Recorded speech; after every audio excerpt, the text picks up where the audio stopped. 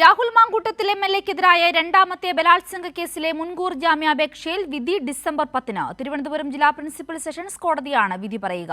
വിവരങ്ങളുമായി കമലേഷ് ചേരുകയാണ്. കമലേഷ്, ഈ കേസിലെ അതിജീവിത ഇന്ന് കൃത്യമായ രീതിയിലുള്ള മൊഴി നൽകിയിരുന്നു. രഹസ്യമൊഴിയാണ് നൽകിയത്. വളരെ ക്രൂരമായ പീഡനമാണ് തനിക്ക് നേരിടേണ്ടി വന്നതെന്നാണ് അതിജീവിതയുടെ മൊഴിയിൽ വ്യക്തമാകുന്നത്.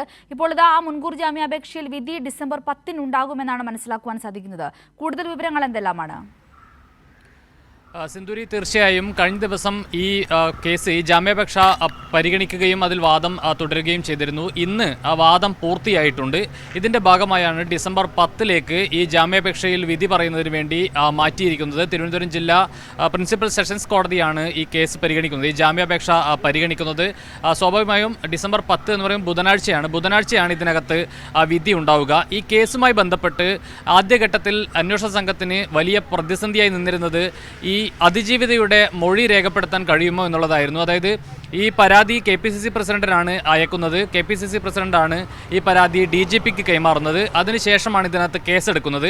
ആ ഘട്ടത്തിലെല്ലാം അതിജീവിതയെ കണ്ടെത്താനും അതുപോലെ തന്നെ അവർ ഈ പരാതിയിൽ ഉറച്ചു നിൽക്കുന്നുണ്ടോ, അതുപോലെ തന്നെ അന്വേഷണവുമായി സഹകരിക്കാൻ തയ്യാറാകുമോ എന്നീ കാര്യങ്ങളാണ് വലിയ പ്രതിസന്ധിയായി നിന്നിരുന്നത്. എന്നാൽ പിന്നീട് അവർ ഈ പരാതിയുമായി മുന്നോട്ട് പോകാൻ തന്നെ തീരുമാനിക്കുന്ന സാഹചര്യമാണ് ഉണ്ടായിട്ടുള്ളത്. കഴിഞ്ഞ ദിവസം അവരുടെ മൊഴി അന്വേഷണ സംഘം രേഖപ്പെടുത്തിയിട്ടുണ്ട്. 164 സ്റ്റേറ്റ്മെന്റ് കൂടി എടുത്തിട്ടുണ്ട്. അതായത് രഹസ്യമൊഴി കൂടി രേഖപ്പെടുത്തിയിട്ടുണ്ട്.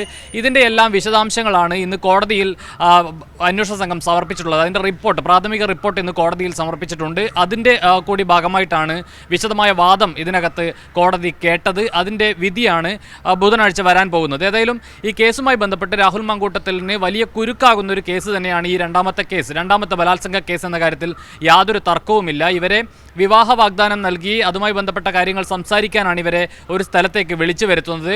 ഇവരെ പിന്നീട് ഡ്രൈവറെ വിട്ട് ഒരു ആളൊഴിഞ്ഞ ഒരു ഹോം സ്റ്റേയിലേക്ക് കൊണ്ടുപോവുകയും അവിടെ അവർ എത്തിയ ഉടനെ തന്നെ കയറി പിടിക്കുകയും അവരെ ലൈംഗികമായി പീഡിപ്പിക്കുകയും അതുപോലെ തന്നെ ശാരീരികമായി പീഡിപ്പിക്കുകയും ചെയ്തു എന്നാണ് ഈ മൊഴിയിൽ വിശദമായി പറയുന്നത്. I want to rape you എന്ന് പറഞ്ഞുകൊണ്ടാണ് രാഹുൽ മാങ്കൂട്ടത്തിൽ അവരെ ഇത്തരത്തിൽ ബലാത്സംഗത്തിന് വിധേയയാക്കിയത് എന്ന കാര്യമാണ് അവർ ആവർത്തിച്ച് പറയുന്നത്. അതോടൊപ്പം വളരെ ഗുരുതരമായ പല മൊഴികളും, അതായത് അതിനുശേഷം പലതവണ ഭീഷണിപ്പെടുത്തുന്ന സാഹചര്യമുണ്ടായി.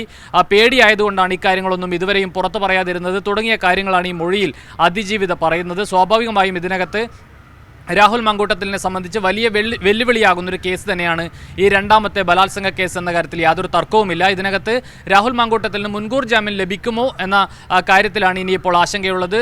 ബുധനാഴ്ച ഇത് സംബന്ധിച്ച വിധി ഉണ്ടാകും. സിന്ധൂരി.